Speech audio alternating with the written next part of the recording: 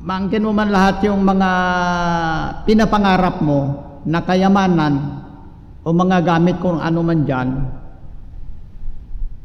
ang tanong,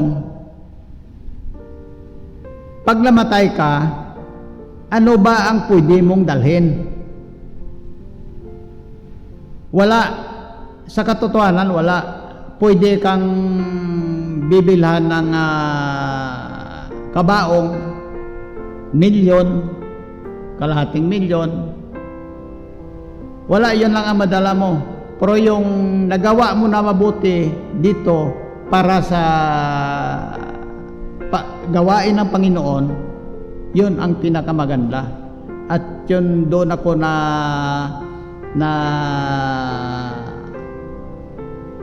naramdaman ko na tama ang desisyon namin at may kasiyahan na ibinigay ng Panginoon.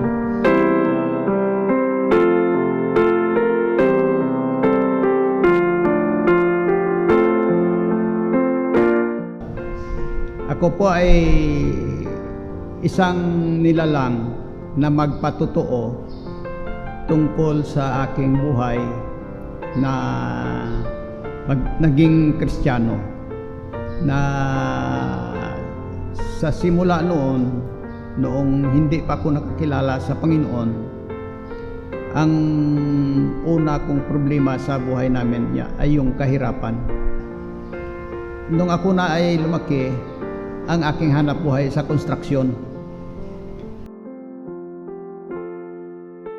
10 years old, sa konstruksyon ako nagtatrabaho, road construction, at bali utusan lang dahil ang buwanan naming sahod noon 300 pesos a month, 1979.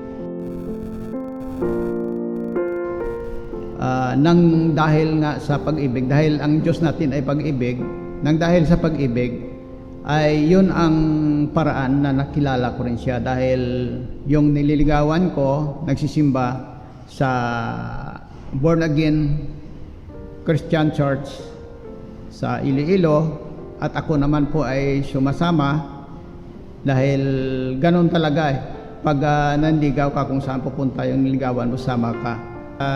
Pinapasukan naming simbahan, mayroong Sunday school pag araw ng linggo. At sa una-una kong narinig na natandaan ko yung tema sa Sunday school yung Malakay 3:10. Ito ang sinasabi sa Malakias 3:10. Ito ay lingwahe ng Ilonggo. Dalhan ninyo ang bugos nga ikapulo sa balay sang bahandi, agud may kalanon sa akon balay. Kag tilawi ako karon sa sini, nagasiling ang Ginoo sa mga kasoldadusan, kundi ko pagbuksan sa inyo ang mga talambuan sang langit, kag iula sa inyo ang pagpakamaayo sa bagay nga wala na sing masultan.